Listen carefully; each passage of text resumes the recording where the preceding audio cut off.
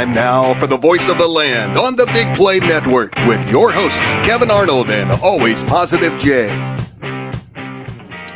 Boy, we always say, well, the Browns should have won. The Browns could have won. The Browns would have won if. But yet again, they find a way to lose. And we're talking about another Browns heartbreaker. And with that, welcome to, I feel like we haven't done this enough, the Browns post-game show on the Big Play Network. This is the voice of the land, also partnered with LPV Productions and brought to you by Vector Technical. They'll get the right person in the right job the first time. We're talking another Browns heartbreaker. I'm Kevin Arnold. Across the table, it's always Positive Jay. Again, I've said it more often than I thought I ever would. Don't know how positive he'll be tonight. And on the other side of the TV screen, we won't need tonight, and the proverbial glass, it is our producer extraordinaire. What Jarvis was to Iron Man, audio is to the voice of the land. He's known as audio, better known as Peter Tillip. Guys, we're not going into any well wishes and prayers because, I mean, I think that all, like in a joking manner, all Browns fans need that on days like today. Yeah, let's just give prayers and well wishes to all Browns fans. Let's just give prayers and well wishes to everyone around the world. I do want to do one thing, though. I do want to give a shout out to the Fighting Cardinal Marching Band for advancing to states yesterday. Let's go. So that's where I was last night down at Brunswick. They had their music spectacular they do every year, and the Cardinal Marching Band knocked it out of the park. They did a great job, and so we're going to be headed down to Columbus at some point for state. So nice. I mean, got to take the good news, man. You got to take the good news wherever you can get it. The Guardians have 90 wins. We never expected that. I know. I mean, I'm not that bad in moves. I mean, yeah. I mean, we got the Guardians win 90, the Buckeyes win, and then right after the Browns lose, at least we got to watch the end of Pittsburgh and the Ravens lose. Like that kind of made me feel better. I'm not gonna lie. I was like, they blew a game, and then they cut to the next one. I'm like, they're gonna blow another one too. This is not so bad. So technically, we're still in first place. Can't be mad if I'm in first place. We'll get to that because there's times where that argument falls on I don't want to say deaf ears, but I know what that's the saying. I don't like to say that, but that's basically what I'm thinking. Like, I don't always like that, but we will talk about that tonight. I did want to mention that because it seems like everybody's kind of saying that, and why in this instance, or at least with this team that is so vitally important for people to realize. But let's just jump in. I mean, Jay, even if we're still in first place, this one does not feel good. No, you should just beat this team outright.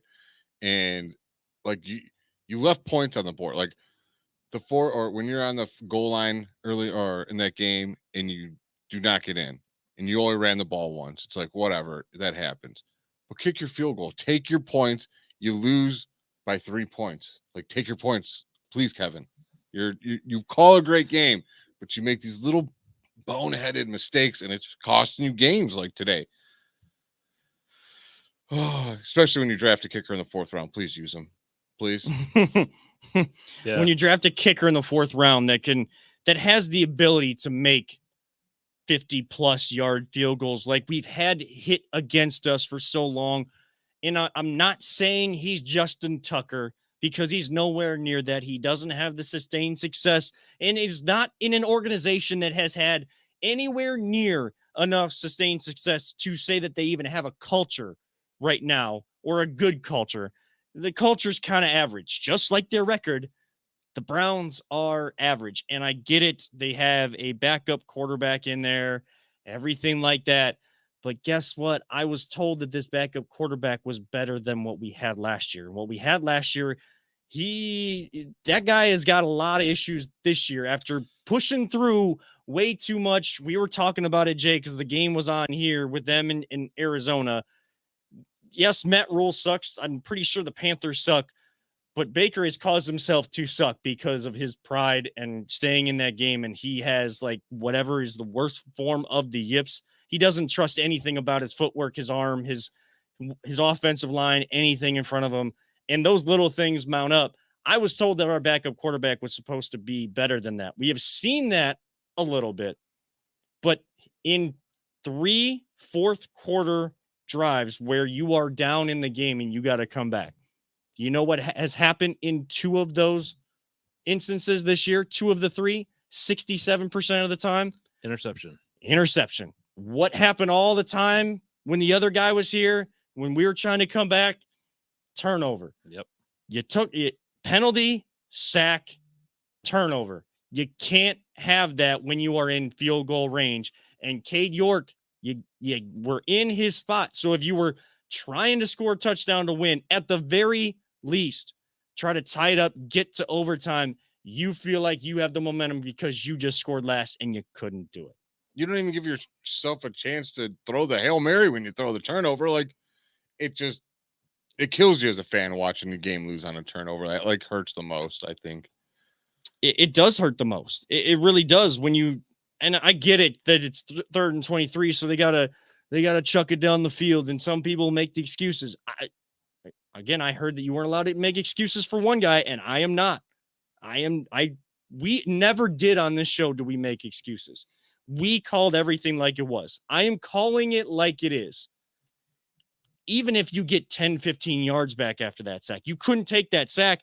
That is a veteran quarterback that was supposed to learn from Tom Brady. You can't take a sack in that situation. Yes, you got a penalty. You got to get rid of the ball somehow. You got to get rid of the ball faster on some of your screen passes that now you're just chucking at people's feet. To me, that's as bad as getting a ball batted down at the offensive line. When you see it, you double pump a couple times, then you got to throw it at a guy's feet just so that you acted like you're not grounding it. You're throwing it at a receiver's. You're throwing it in the vicinity of a receiver. I don't like either one. Those types of things can't happen. And again, I understand the team shouldn't have been in that situation. You go for it on 4th down. We can go back to that. You take 3 points there. Hey, we're already tied in that instance. So you're only looking for a field goal. So the approach of the offense is probably different with a guy that can kick a 58-yard field goal. I understand all of that. No one is immune to criticism when you lose a game to a team that you are supposed to beat. Totally agree. I mean, yes, we didn't have Myles Garrett. Would it help? Absolutely, it was going to help. But I'm sorry, when you, like you said, when you make mistakes big at the end of the game and you leave points on the board, it's on your coach and it's on your quarterback today. It's plain and simple. Yeah. And not to mention, so let's not forget another blown coverage. I don't know if that's on. I'm not going to sit there and get on there and say fire Joe Woods, because guess what, people? You guys keep calling to fire Joe Woods. Who's going to be your defense coordinator? You're going to bring in someone new and change the whole thing up again? Is that what's going to happen? Because you don't like the way we're schemed. So you can't change the scheme right now. So you can't fire the guy right now, I don't think. If you're going to get rid of him, it's going to be next year. So let's please just stop saying fire Joe Woods. I don't like him either, but they ain't firing him. It's not how Kevin Stefanski works. But they got to clean up those blown coverages. So that is unacceptable late in the game when you should be really zeroed in and you are just guys wide open. There wasn't a guy around him for 15 yards. That's completely unacceptable if you got these supposedly awesome secondary that we're supposed to have. Yeah, supposed to have an awesome secondary. It was nice to see Ward, kind of back up his talk this week that, hey, if our 2 guys up front that, kind of help us to cover for less time, if they can't go, the leaders on this defense got to step up, and I am one of them. That was Denzel Ward this week.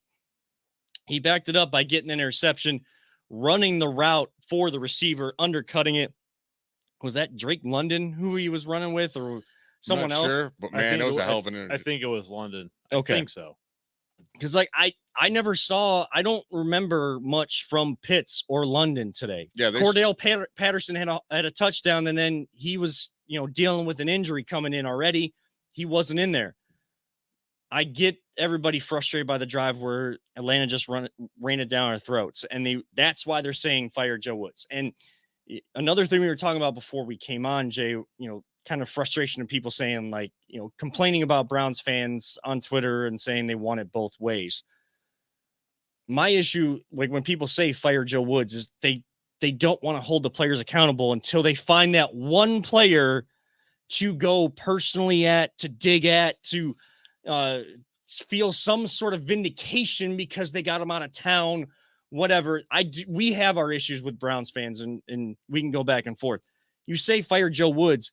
How about you don't get knocked back on your ass? Yeah. At some point, if a team's running it down your throats, like, we don't know what the defensive call is. You can't say that Joe Woods is calling the wrong defense because they're having success running. It is, and I'm watching replays of these 14, 15-yard run plays by guys we've never heard of. And they can be calling the perfect play. It's about execution is what you're saying. And again, there's guys on that defensive front today that unless you have TikTok, you've probably never heard of most of them as well. But you got to have some pride at some point when a team gets back-to-back plays, big chunk run plays, then they do 10 on you to score a touchdown, and a guy gets his first ever, another guy that we've never heard of. That's execution. Part of that is execution. The players have to have some accountability for that. There was a problem with people not taking accountability for themselves last year. We were told that the culture, the atmosphere in the locker room has changed. Everyone feels so good. This defense was ready to rip. It didn't matter who was in there. Like, you're knowing your cultures change when you're consistently having winning season after winning season after winning season. Dude, our culture's not changed. Like, I don't know why people continue to think that it's changed. Is it as bad as it was? No, it's not as bad as it was. Is it a perfect culture like the Guardians? No, it's not even closer. They have they are a young team and they have so much room for growth. But yeah, there's a lot of growing up they still got to do. We said it, and Peter was on it, and we'll talk about our surprise with them being a 90-win team later on. We'll get to Guardians. Don't worry. This show, even though it's the Browns post-game show on the Big Play Network, will be one of the few that continues to talk baseball, not just added in now because it is relevant, or it helps the conversation to show that you're big on baseball. There are plenty of people that haven't been talking enough baseball this year that should have been, that are now touting themselves as being the biggest talkers of baseball going.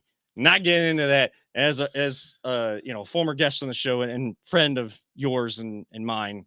Tony Rizzo always says, no names, please. Like, we're not, that's the only name I'm going to give because I have to give credit to the saying. I'm not going to take credit for a saying that he said for so long. There's a reason why the Guardians continue to have success, though. And we said that if they had success this year, if we had to bring up a bunch of young guys, they didn't have the kind of payroll that the rest of the league does. They don't have owners that are going to pay that. It is the consistency within the front office, guys that even if they move on to another team, guys get to move up and they've had that training. They've been a part of it. So the same people you see every day, if we haven't heard their name, everybody in that organization has. And the one guy, the Hall of Fame manager, Terry Francona, is still at the helm. They have built a culture. So while we may have not have thought the Guardians were going to win that many games, it is not a surprise. And no one should be that surprised by 90 wins because they have done it. And Mandy Bell had the stat. We'll talk about it again later. 5 of the last 6 full seasons, this team has won 90 games. Again, it is an established culture. They are the most successful team in this city. Browns fans, and it is what it is, are always going to have the utmost hope and never be surprised by the utmost down in the dumps type feeling that we get Sunday after Sunday. But you can't just think that you can't say that a culture has changed when they've had one winning season. It was in COVID. There weren't people in the stands. Last year, you didn't have a winning season. Most of these years, just everyone jumps so quick to say that. Like when we had Dorsey in here, and was like, "Oh, the culture's changed." Like the culture doesn't change overnight. It takes years for that to come in. Many years. And I don't know. They always keep talking about how the culture's changed. Culture's not changed. Like it's just slightly better. No, that's it. We said that there were foundations for a culture change when in Stefanski's first year, but Stefanski continues to make mistakes in crucial situations, makes calls to go for it. We're going to break that down on the other side of the break. We're going to break down some of these key plays. And, answer the question, who do you feel is the most to blame, or can you put blame everywhere? We'll answer that on the other side as well. But Stefanski continues to put this team in, or make decisions in crucial situations that come back to haunt you at the end of the game. In a close game, you go back to those 1 or 2 plays. That's how. I mean, like I said, I tweeted earlier. Imagine if we had 3 more points. Imagine if we like that last drive is different. There's a different feeling when you're tied and you're like, all I gotta do is kick a field goal and we win. I don't have to, when you don't have to kick to tie. That is the weight on your back is so much different when you're in that situation. And he's putting his team in a bad situation, and your coach is supposed to be the guy that's always putting you in a good situation. So let's talk about that more on the other side of the break. Going for it on 4th down, do you like it? Do you not like it? Could it be Kevin Stefanski's downfall here in Cleveland by continuing to go for it on 4th down? We'll talk about that and who's the most to blame. We'll keep breaking this game down. Browns lose in Hotlanta, 23-20 to the Falcons this afternoon. This is the Browns postgame show on the Big Play Network, known as the Voice of the Land. Whether you're looking to hire new talent or start a new career, Vector Technical has you covered. Vector Technical is a 28-year-old staffing firm that has helped thousands of job seekers advance in their career with reputable partners throughout Northeastern Ohio. Vector Technical is more than just a temp agency. With an above-average hire-in rate of 1 in 4 candidates, Vector works hard to connect the right person with the right opportunity the first time. Vector Technical hires for skilled manufacturing and light industrial work and is sure to have a career that you've been looking for. To learn more, visit our website at www.vectortechnicalinc.com. Welcome back to your Browns postgame show with the Big Play Network. This is the Voice of the Land. We're breaking down the Browns. Another loss, sit at 2-2, yet they are still at the top of the AFC North today. In our first segment, we usually do give thoughts and prayers. We kind of joked about Browns fans on Sundays. I would be remiss because I thought about this as we were kind of going through while you were talking about something. Not that I don't listen to you, Jay. I listen to you all the time. But I do want to send sincere prayers, well wishes to everyone in Florida, everyone that's been affected by the path of Hurricane Ian. A lot of great areas being destroyed, natural resources being destroyed, but also people losing their lives or losing their homes, losing their livelihoods, basically. And we can't send enough prayers to them. On top of just animals, dude. Like there's pets that people are still looking for that are like, they can't even help themselves. That's even the worst. Like that thing, it was just terrible all around down there. Yeah. Natural disasters, like especially from the weather standpoint, that can wreak so much havoc like that. As much as we might get entrenched in an escape in sports, and you have a weekend where the Guardians are playing 6 against the Royals. The Buckeyes win again. They beat Wisconsin. They continue on their way. They beat Rutgers this time. Oh yeah, it's been a while. And we talked about. And to the people that say, I don't feel bad, they should have left. Like, dude, not everybody can just get up and leave. Like that's not possible. Like, I've lived there. I heard a story about a woman who her husband was like bedridden. Mm-hmm. And so they couldn't get him out. So she basically strapped him to the bed and stuck with a life jacket on him. And he was on the 2nd floor, and she was hoping that, it wasn't going to get that high. I mean, there's people that live paycheck to paycheck. Like that's way more common than people realize. And they don't have the money. Just get gas up their car and just leave and go get a hotel somewhere. Like you can't. Yeah, and if everybody leaves all at the same time, then you're stuck in traffic and causing other problems and everything like that. No matter how much we get entrenched in sports, life will always find a way to remind us what is most important and when it is time for us to come together. I think we need to be together a lot more than we have been. But in moments like this is where people come together. So if there's ways, and I know that a lot of the broadcasts for football, other sports, music shows, whatever, they all have their thing up there with the texts, whatever, to Red Cross and, donate to the fund. If you can donate or help out anyway, please do. I know we'll try to do our best to do that as well, but please help out.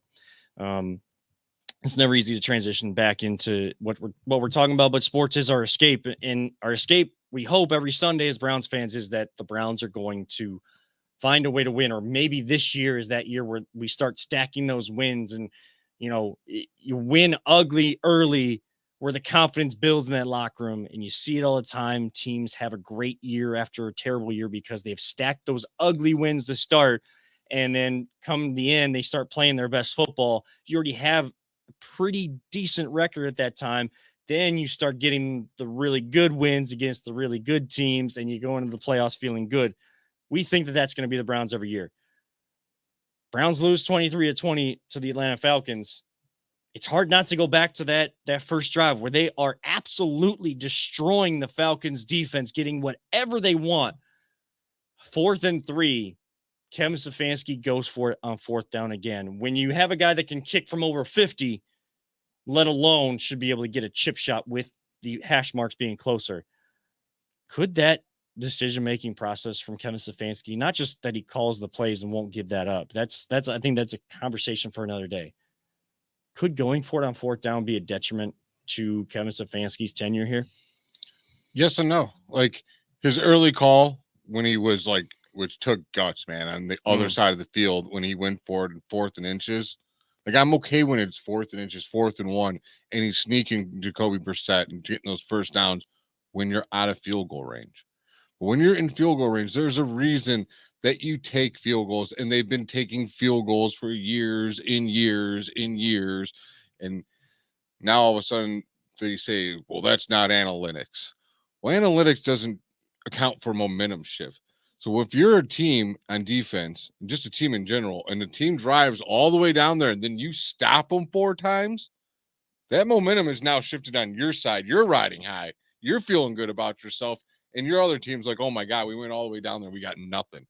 Like you can't, analytics cannot, they don't account for momentum and emotions of the game. And that's why sometimes I think the analytics part of this team gets in their way.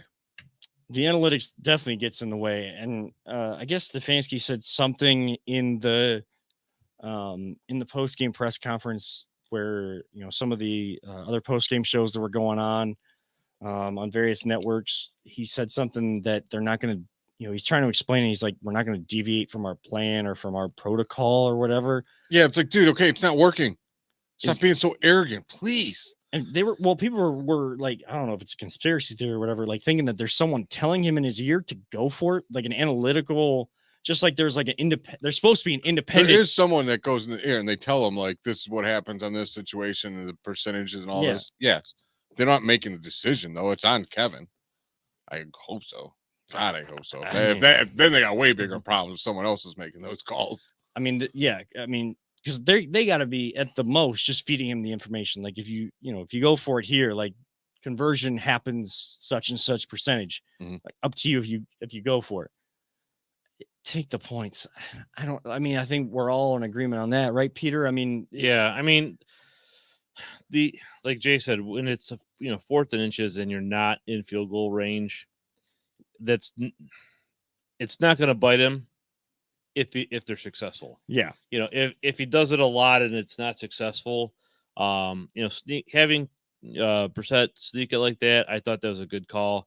I can't remember, but sometimes you see these 4th down calls and they're like, let's do a pass. Like something where you have to go back, 5 yards from the line of scrimmage to try and get something to develop in front of you.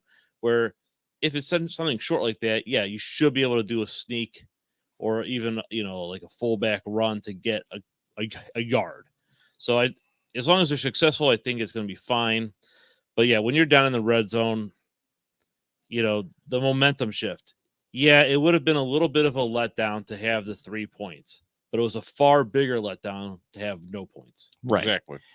And you can say that, you can't let hindsight necessarily be the ultimate decider of how you need someone to be. I'm not asking Kevin Stefanski to get rid of all of his aggressiveness because there's an element of Stefanski being aggressive that I like, but you gotta be intelligent and aggressive at the same time. You got to find a balance, and he has not found that balance. Exactly. Again, you're on the road. you're in someone else's house. You drive all the way down. You think, that run play with Chubb, he loses 3 yards and you can't convert on third down. What usually works for you with your run game, everything is shortened in that part of the field. It didn't quite work. Your defense did the same thing to them. They took the 3. I know that they were a little bit further away from the end zone, but they still took 3. So that's a 6-point swing right there to start. You gotta take the points. And again, so there was a point later in the game where we had it was at the end of the game. Yeah. And there was a chance for a long distance field goal. Yeah. I'm not going to hold that against him for not kicking it. Did I want him to try it? Hell yeah, I want him to try it. I want to see what York can kick. Like, I'm just curious to see if this kid can do it. But you want that with like a few seconds left. Like if that's the ultimate. I would have probably tried it right there. Right. But I'm not mad that he didn't because it's a long field goal. It's like, all right, I understand. You want to punt it, pin him back there, right? Let your defense do its thing. I'm not mad about that. But when you're right there and it's just a chip shot, take the easy points that they're there for. I'm telling you, like, the greatest coaches ever don't pass up those points. They know how valuable they are. And like you said, especially on the road. And I still don't understand when the ball is spotted on a hash mark and it's like, you roll to the same way that the hash mark that you're on. So like, let's say that you're looking at the field and you got your left side of the hash marks, your right side of the hash marks. Ball's on the right hash marks. And then you roll to the right. Everything is already condensed. So like your passing attack is not, you got to find a way if you're going to throw down there to not get into a 4th down situation. You got to find some unique ways. We saw with Carolina and Arizona. Yes, they have a running quarterback in Kyler Murray. So yes, the ball was on the left hash mark. He rolls out to the right, misdirection. There's plenty of more space to work with there. And I also understand for a right-handed quarterback, the hardest throw is rolling to your left. I don't think Brissett can make the other throw. It's just so hard. Right. But like it's the little dump offs and finding a way to, a guy that is on the end of the line that is, blocking and getting the defense to bite on the motion one direction and then quickly cuts back out. Now, instead of being like this ultimate bullet throw that you got to make across your body from the left side of the field, which is the hardest for a right-handed quarterback to make. I understand that. A little lob pass or something when things are wide open, you have time to set, like things like that. Some more innovation down there would be nice. You get to 4th down, those things don't work. Whatever you've done doesn't work. Go take the points. That's on coaching. Going for it too much could be his downfall. Yes, if it works, everyone's screaming, and especially if it's in First Energy Stadium, like the crowd is going to go absolutely bonkers. I mean, if you're at home, maybe do go for it on 4th down and goal. It's different because you have your crowd behind you. So if it's almost like pinning a team back deep on a punt, now the crowd gets into it, and it's a lot harder to get those signals in for the opposing team, vice versa, when they're right down there, even whether it's the dog pound or the other side, like those two ends of the stadium, you can generate a lot of noise and a lot of disruption for the other team. That's why Seattle calls their fans the 12th man. That's why people say the 12th man or the 6th man. Fans can be the 6th man in basketball. Like, disrupt the timing, disrupt the ability to communicate for the other team. You're on the road, though. Those fans are against you. If they're trained well enough, or they know the game of football well enough. They're trained well enough. I mean, Peyton Manning kind of trained the Indianapolis Colts fans pretty well. Like, oh, did he? Like if you watch a Peyton Manning Indianapolis Colts game in a dome, especially where the noise is going to bounce off walls. When the Colts were on offense with Manning, I'm laughing about this. Why? You didn't see the Browns video in the beginning of the year with Joel Petonio telling the fans how to fan? I thought it was corny as hell could be. I'm like, all right, guys, come on. I know how to fan, but I mean, it's one thing for Joel Petonio, but when you got like a franchise quarterback in Peyton Manning, like Colts fans, like, they would get quiet when the offense would be operating so that they could get all of their signals, all of their checks, all of their audible calls. Everyone could hear all that stuff. Like, home fans are going to know those types of things. So now, hey, we're pinned back deep, but we can do what we need to do because we have the ability to communicate. The defense is showing us something different than we expected. Here's the audible. Everyone's already on the same page. The defense can only do so much. So that's going all the way back. And that's one play out of a game that we went all the way back to the first quarter for that still had an impact at the end. This team will not win consistently until those type of moments we can talk about the good side of how that play impacted the end of the game instead of the negative way. Yeah, I mean, right now they don't have a lot of things. They can't do a lot of things wrong and win. You almost got to be perfect because you do have a backup quarterback in. Huh, that sounds familiar. Yeah. That sounds familiar. Everybody guy got ran out of town for that. But yeah, Jacoby Brissett's a lot better, guys. Get on that Brissett Express, everybody. I'm not going to. Sorry. I want the guy to succeed, and I want he's just all right. Because he's not bad. He's not bad. He's just all right. That's what he is. He right. Is what But he is. I'm not going I'll to give him this. I got to call one of your teammates, Mr. Aaron Goldhair, a friend of mine. Calls him concrete feet all the time. He's got concrete. Like Jacoby Brissett can run pretty damn good. Like he's pretty nimble on his feet. I got to give him that. Today, that run was pretty good. That was nice. If you got Brissett on your team and you get like 4th and inches, even if he's your backup quarterback, you might just want to put the 4th and inches package in for Brissett, especially if like when Watson comes back and he's just our 4th down quarterback. Right. Like QB sneak. Go. Like, I don't know that dude. Like it's not just like he gets the ball over the line. He picks up a couple yards. Yeah.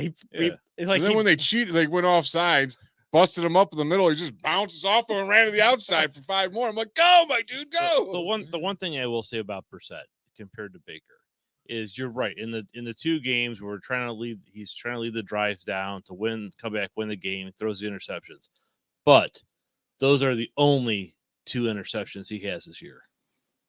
Granted, they're big. You know, the timing is horrible, but yeah, he's really been good. I think not turning over the ball. I understand. I'll put it this way: I'd like to see the ball go through the quarterback throw 3 early receptions and lead the game-winning drive, or have a perfect game and at the end throw the interception. And I know your answer, obviously. Like, I don't care what you do in this so much as being a game. It's what you do at the end. You got to close. You got to finish I agree. The game. You got to win the game. What have you done for me lately? That's what the NFL is. That's why I say not for long. And I'm not here to like blame Brissett only or whatever. But like, again, we're still in a situation where things have to go perfect. And I want Brissett to do well because of the difficult situation he's in. The coaching staff needs to be better. I don't want to hear them say they need to be better after the game. You just got to be better. At some point, when you say I need to be better, you need to actually. Well, they're going to tell you that with saying nothing at the same time. And it pains me to no end to hear those types of things. That's why I really don't listen to post-game press conferences unless I got to edit the sound at this point. Because like at some point when you say I need to be better, that needs to smack you in the face. And sometimes that consequence of smacking you in the face is going to be a lot worse than what it needs to be if you could actually just change it a lot sooner. Stop going for it when points are there for the taking. Maybe they did look out, though. Maybe they should have watched the tapes. Yeah. Okay. Hugh. I'm just glad that the Steelers and the Ravens both lost. We've lucked out. We have lucked out. So we were talking about that, and it kind of reminds me of the Guardians. I almost said Indians. Yes, everyone says, "Oh, we weren't in a great division. We were in a great division." But guess what? That young team getting better while the division kept not doing so good, and the rest of the division crumpled. White Sox, and looking at you, Elvis Andrews. Yeah, seriously, that was great. You're sweeping. I love how you're sweeping up the crumbles of your own team. Crumbles. But and so do the White Sox. They let us stick around. If this division keeps letting us stick around, like I said, they are a young team. They will get better. Yep. And we got our opinions about Watson and all, but he is a phenomenal talent at quarterback. And if they let him stick around until he gets here, I feel the division could be ours. It really could. Right. But why you can't waste these opportunities? Like right now, you could have a bigger lead in that division, but you wasting the opportunities, and we can't. You got to capitalize on every time you can take a win. And if this organization wants any of that trade to, kind of put them in a better light, be like a PR shining light instead of a nightmare for them, this team needs to do more to put the team in ability to have success. That Winning cures all. Winning is the biggest cure. And there are teams that won and lost today around the league too. And I know you just mentioned the AFC North where we're tied. We'll look at those games on the other side of the break. But before we can talk about that, you want some of your Voice of the Land gear? Hey, we got a place to go. I know Paulus's face shows up.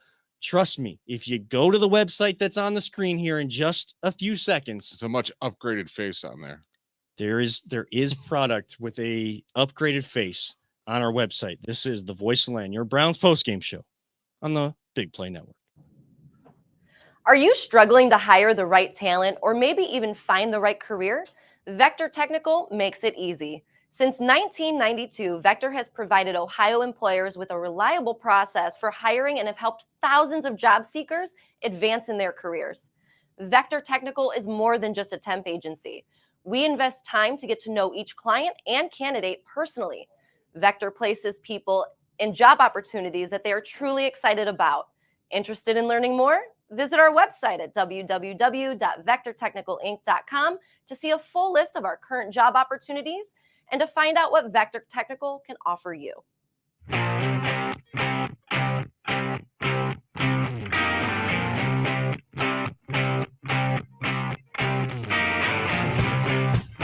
Get your gear at voiceoftheland.com/shop.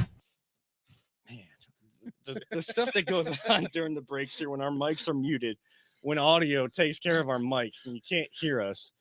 I say some off the wall stuff that makes Kevin laugh. There's definitely some off the wall stuff going on. Fire the coaches. You just had to be there to know what's going on there. Don't try to explain it; they won't get it. No, people. We can't give them everything. I feel like we give way too much. We peel back the curtain way too much from time to time. So I feel like sometimes we got to keep that curtain over top of the show. And we are going to peel back the curtain right now, though, on the NFL, because we have not had a chance in these post-game shows, which we haven't been able to do much of with the different times of the games and all of us being busy right now and being here, being there, wherever we might be. We were on Zoom last week, and thanks to Justin Cooper for filling in last week. But let's whip around the league a little bit with some of the games that happened. Of course, started early today at 9:30, and I opened Twitter, and I appreciate you, Jay, because your tweet was the first one that showed up that make sure you set your lineup. If you got anybody in the Vikings or the Saints, I probably should have put Chris Olave in, but I did. That's okay. I mean, that one I missed only because by the time I got to it, kind of trying to clean up the apartment, didn't get there. But Vikings squeak out of England, Tottenham Hotspur Stadium with a 28-25 win. They go to 3-1 on the season due to the Vikings. Saints fall to 1-3 with Andy Dalton as their quarterback. Jameis Winston not able to play. Let's go to the AFC North, because that's where the most of the time will be, and then we can talk about what other game stands out to you. We don't need to go through every other score. Jets end up beating the Steelers at the end of the game there. We've been there. Yeah, it was a nice rookie running back at the end. They looked like a fumble, and I'm like, you got to be kidding me. Like, and then they replayed it, and it showed them sneak the ball right across, hit the ground, and then it was already across. And I'm like, right. And even if the nose of the football doesn't cross the plane, and that's all it needs to do, even if it doesn't, I think that they weren't going to be able to overturn anything or review anything because they called him down by contact. I believe that they called him down by contact in that instance. So even with the fumble, they would have gotten another chance, and you gotta, at some point at the 1-inch line, you gotta knock it in. So Jets get the touchdown though. Get the stop. Kenny Pickett, now the quarterback for the Steelers. I know people like to call him Kenny Small Hands Pickett, but I call him Kenny Carney Hands. Kenny Carneyhands. You've never seen Austin Powers? Oh yeah. There's two things in this world that scare me, and nuclear war is one of them. What's the other one, Austin? Connie's circus view. Smell like cabbage. Small hands. I mean, if I'm gonna compare it to any sort of movie, I'm gonna go to Scary Movie 2, where the guy that's like the butler at the house. Oh yeah. I'm gonna use my strong hands. Quick, grab on to my strong hand. I'll pull you up. Use your other hand.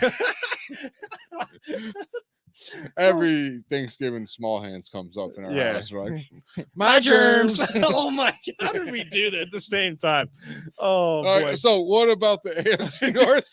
The AFC North is my germs. Yeah, they definitely got some germs in the AFC North right now. Steelers lose, they fall to 1-3. And again, we joke about Kenny Pickett, but he's in the right situation where that's an organization that has a really good culture. They haven't been under 500. All Browns fans like to think that the Steelers are going to be under 500. They are right now.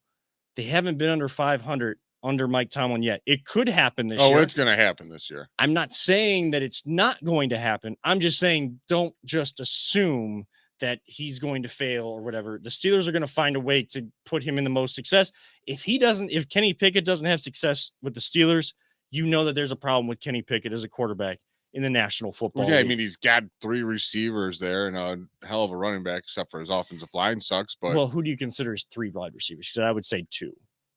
He's got Dante Johnson, Claypool, and Pickens. But Yeah. Claypool, he's really dropped off a lot. He's still a big receiver. I mean, if that's your 3rd receiver, you're doing all right. Yeah. Claypool got too entrenched in that TikTok, and you see what happens there. So Steelers were well in control of that. He got clipped, I guess. Is that what his term was for us? Yeah, against Kansas City. Yeah, I don't really care. Screw him.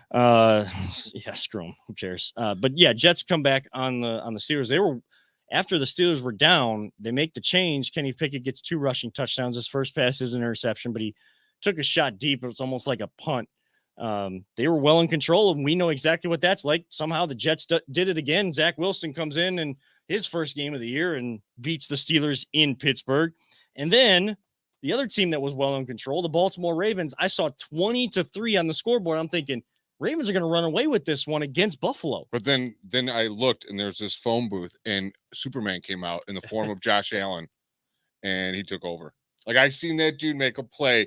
Looked like someone was he juked one way. Another guy came. He did one of those, like, real quick, like, spin move. The quarterback spins out, bootlegs, throws it downfield for a first down. I'm like, this guy's incredible, man. He is incredible, and a guy that we probably should look again. Hindsight is always 20/20. But what would his progress look like if he was with this organization going through some of that stuff versus Buffalo, who seemed to put the right pieces in place to help him progress? People land in the situation they are meant to land in. So I feel like he would have been. I think he'd have been fine. I don't know the way that we've kind of chewed up and spit out some quarterbacks that had problems. But he would have had a good offensive line, and then he would have been. I think it would have been fine. But it's just it's speculation. So big body. All we care is he beat the Ravens. That's all we need.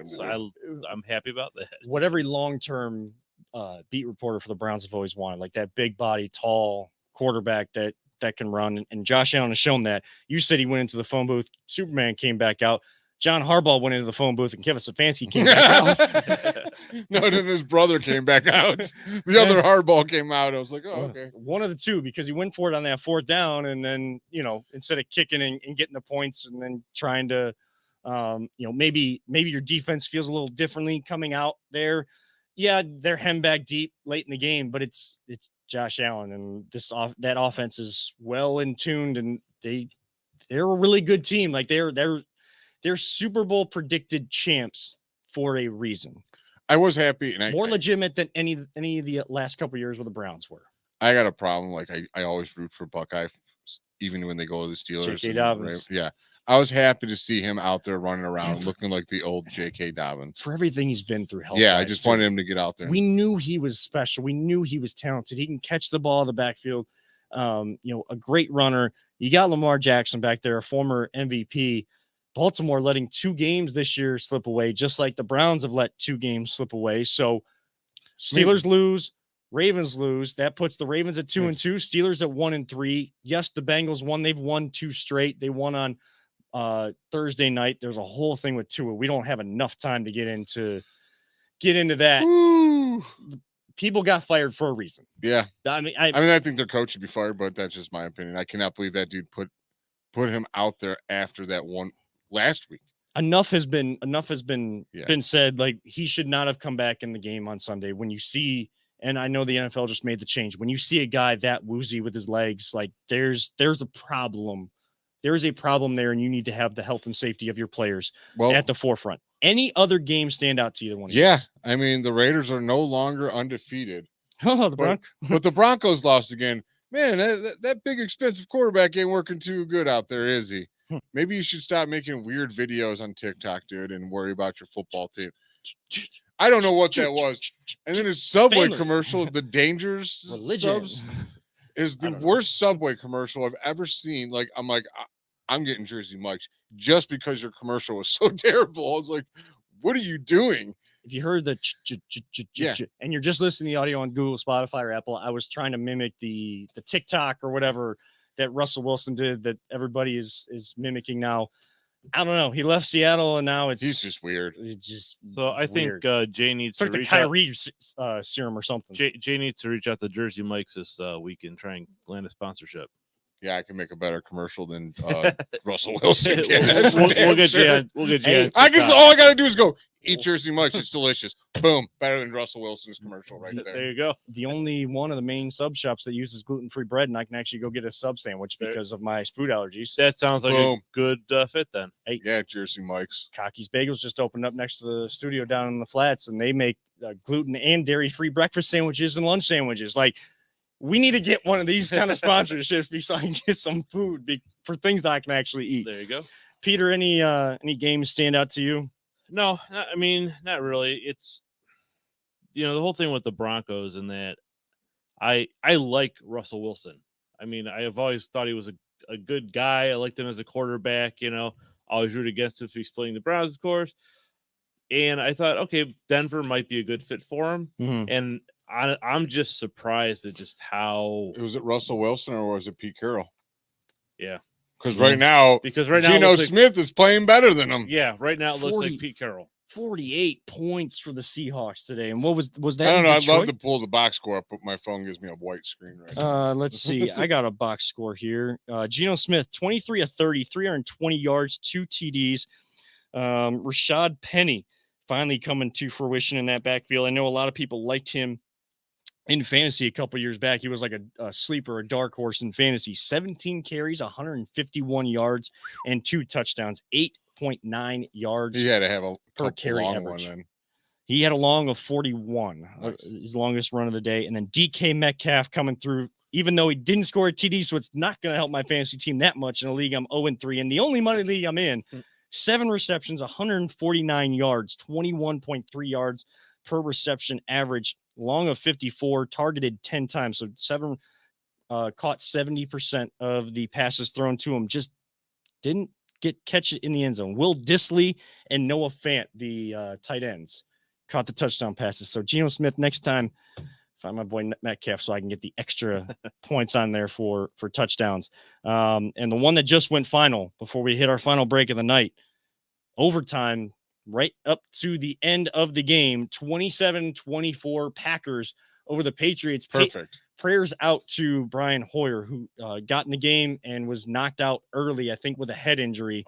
They had to go to their third-string quarterback, the guy out of Western Kentucky. I don't even know his name.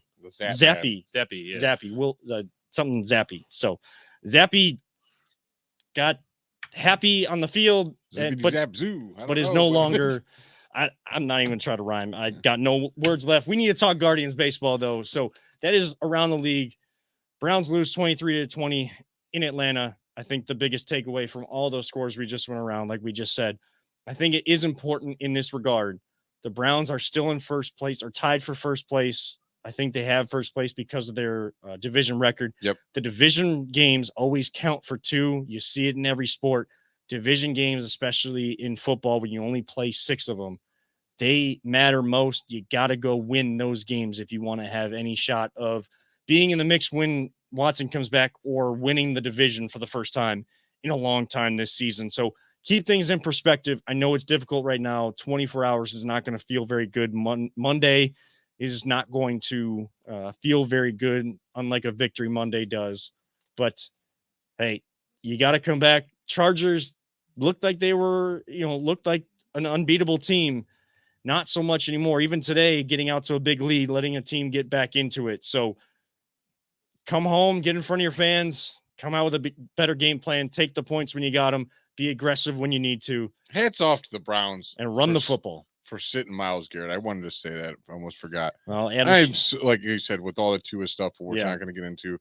Thank you for putting him above the team for his health. Putting health and safety of a human being over the well-being of a team in professional sports. And as hard as we were on the team today, I think that was a very classy move on them. Very classy move. Adam Schefter saying he might be out 2 to 4 weeks. We'll see. I know he wanted to play this week, so we'll see what, he's not human in certain regards, but I think this week kind of showed even the most physical and athletic guys, we're all still human beings. So we just got to leave the NFL talk there. Let's have some fun at the end. I know we usually have a fun topic, but we're going to keep it going with sports. The Guardians, 90 wins. They're pretty fun. They're going to the playoffs, guys. Let's talk about it. On playoffs. You bet right. We're going to the playoffs. We're going to talk about that next and finish out the show. This is the Voice of the Land, your Browns postgame show, turning to the Guardians here on the Big Play Network. Are you looking for a career in manufacturing? Vector Technical has you covered. Vector Technical is a 28-year-old staffing firm that has partnered with some of the biggest and the best companies throughout Northeastern Ohio. The recruiters at Vector Technical will coach you through the entire job process and will help you land an opportunity that you are truly excited about. Vector does not add any additional fees and offers benefits as well as free online skills training through Penn Foster. To learn more, visit www.vectortechnicalinc.com and make sure to check out our job board to see a full list of our current opportunities and apply. Your Cleveland Guardians are a 90-win baseball team with, 3 games to go? I think it's 3 or 4. 3 or 4 games still left to go, and then we hit the playoffs. Boy, what a fun season baseball has been. You know that right here on the Voice of the Land, we have not forgotten about the Guardians. Kevin Arnold, always positive. Jay Peter, better known as Audio on this show. He is our AI system. He is somewhere out there in the stratosphere getting us to sound as good as he can. Don't know if the cameras make us look any better. If you only listen to the audio and you don't follow us on VTL_pod or Voice of the Land on all social media, Big Play, and watch our live shows or replays of the shows, I guess more power to you sometimes, even at least on my end. But what looks good is baseball in this town. And when baseball is rolling as it has last few years, we said Mandy Bell had the stat 5 out of the last full baseball seasons. The Cleveland Guardians, the baseball team here, when they were the Indians and now when the Guardians, they have had success and they've had 90-win teams. And it starts in the dugout. Who were the only other teams? It was the Yankees, the Astros, and the Dodgers. Who, I mean, if you big payroll teams right there. Can you only imagine if those 6 years you added their total payroll and then over the 6 years our total payroll? Because each year they get like 100 million more than us. That would have just been stacking and stacking. I mean, they would have even having half of that or 60% probably of have that. $1 billion worth of payroll on top of us over that probably span.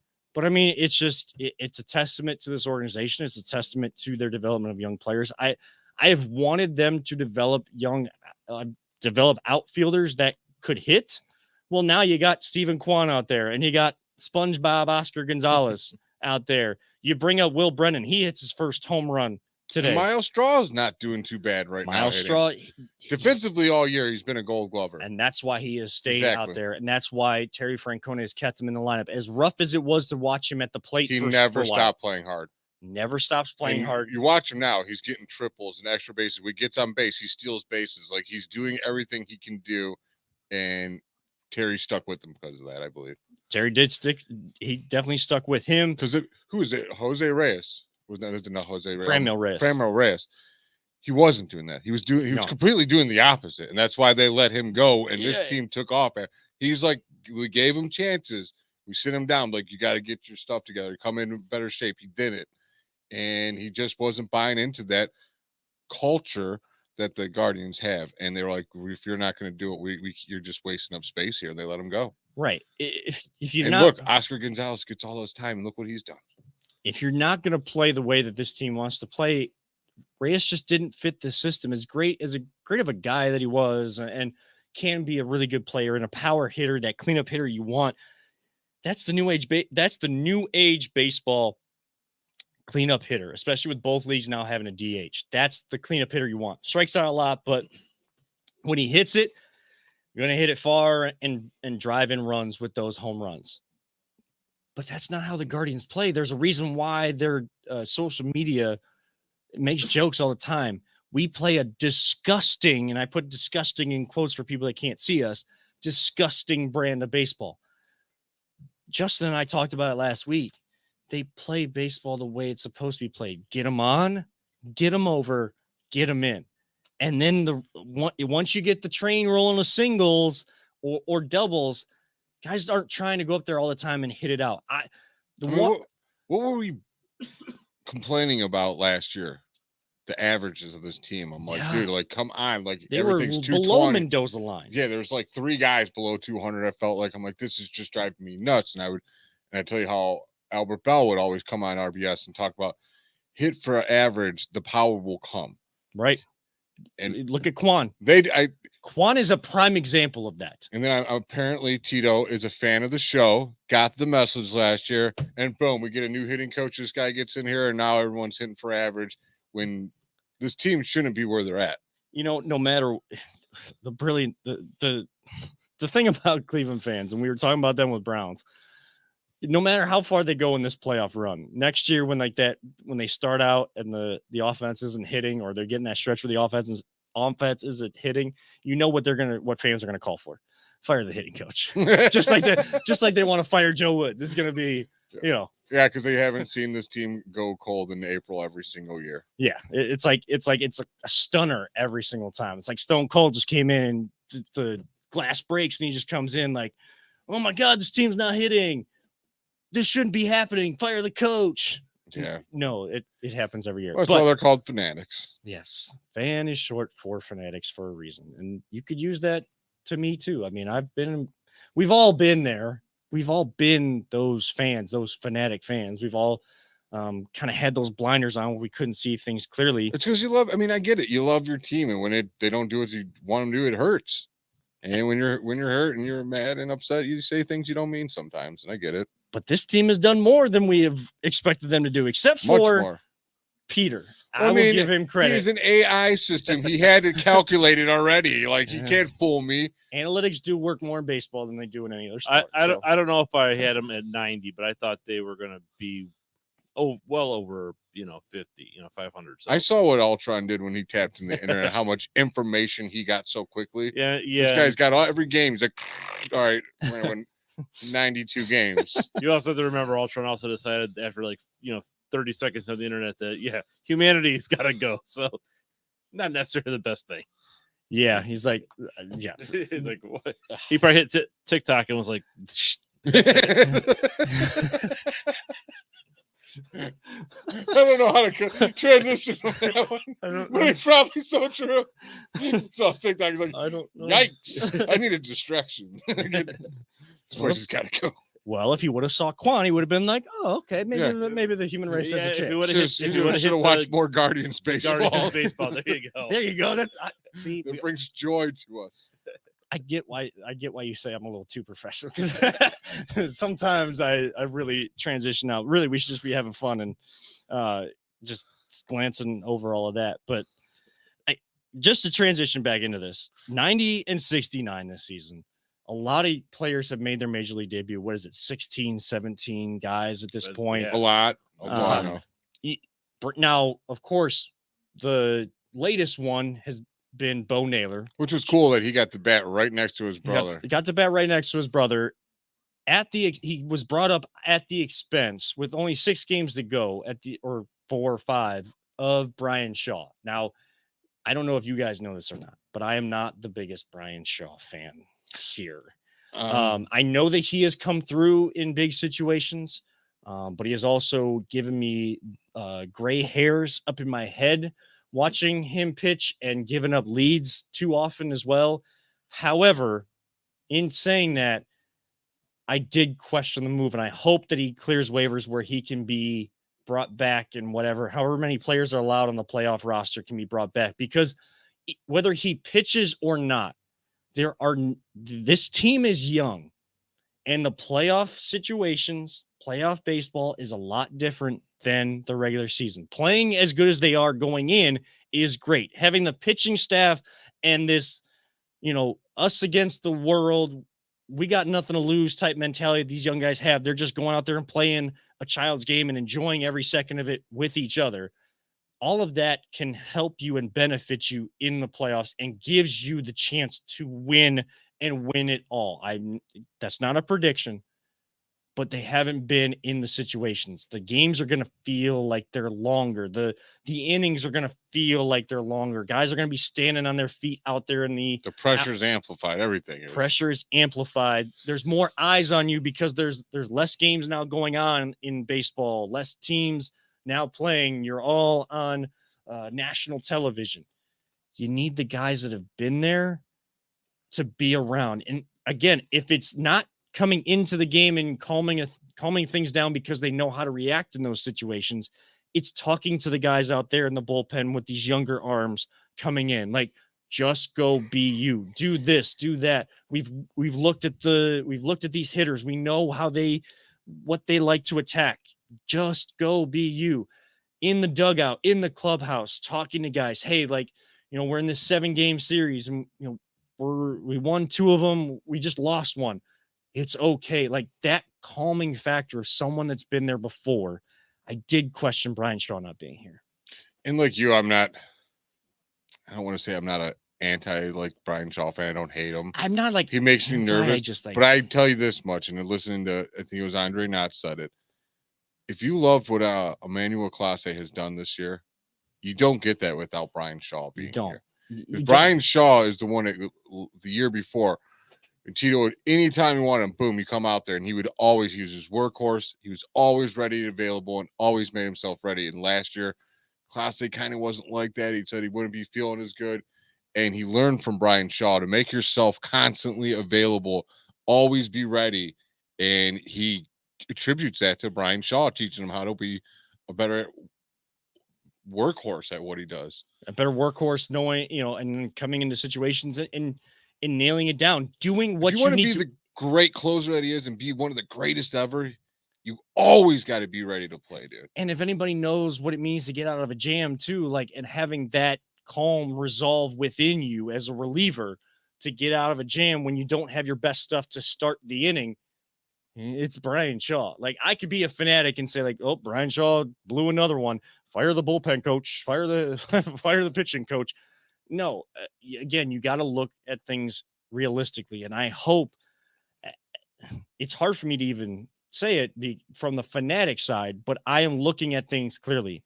I hope, for this team's sake, Brian Shaw clears waivers and is able to come back. I have not seen news of it, but I haven't been able to look at Twitter all day. I know you guys mentioned a crazy scene in the soccer world today too, in Indonesia, and one of prayers to the families of people lost and people being trampled in that as well.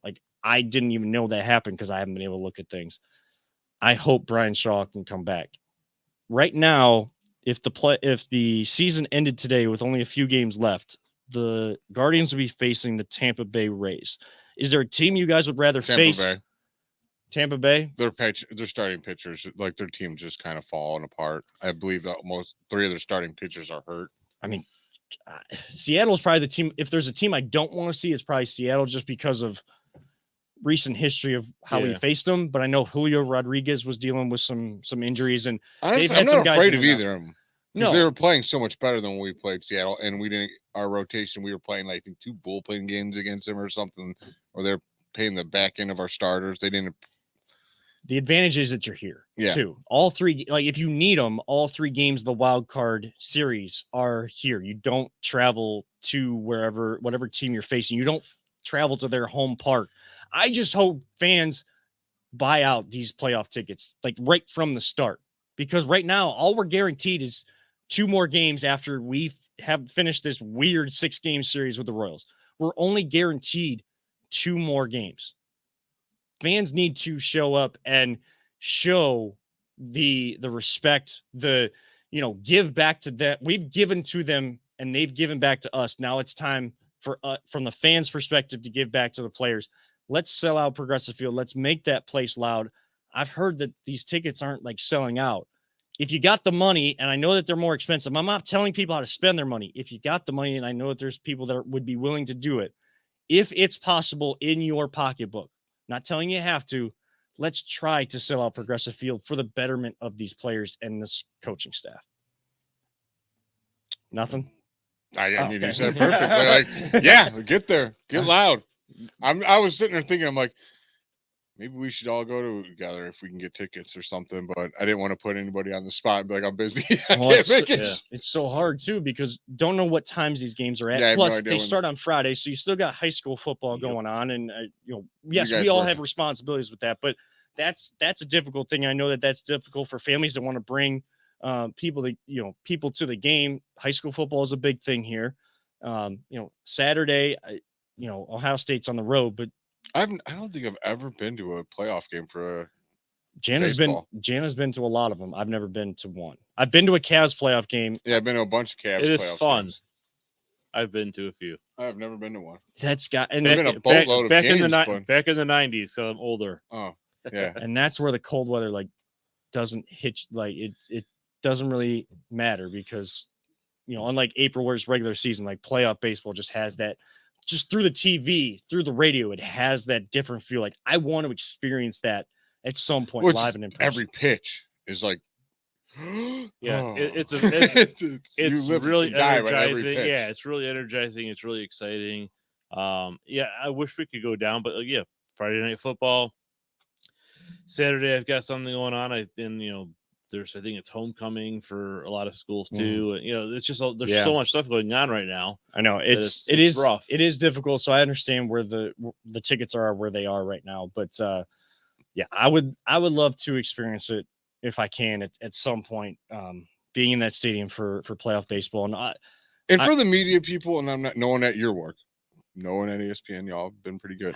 But there's a certain beat reporter, writer, and this person keeps saying, I can't believe you guys aren't getting out there. I can't believe you guys aren't getting out there. I'm like, dude, you're getting free tickets to go to the game. Are you going to go to all the games if you had to pay your way there? Like, come on. Like, yeah, that always annoyed me. It's like people that get free tickets are yelling at people to go to the game. Like, dude, we don't live in like a real richy area by any means. Right.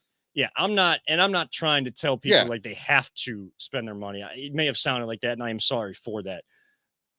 Let's try like for this team, like this city. I think they will. I mean, they always do pretty good with the crowds, especially at weekend playoff games. They almost are always right. And I think sold out, if not close to 90%. That's an advantage that it is the weekend, and I think there's plenty of people that aren't involved with high school football that can go on a Friday night. Once the difference between what you're saying, you're imploring people to go out there. You're suggesting go to the game. When you're talking down on people because they didn't go to the game, that's the difference in what we don't do here. Yeah. And I'm not going to mention this person's name. We're not going to, we'll talk after the show. And I'm not making any predictions on what is going to happen. Like this season has been fun. I think the expectations have definitely been raised. I think you got to win a series and then, see where you go from there. I think you got to get past the wild card.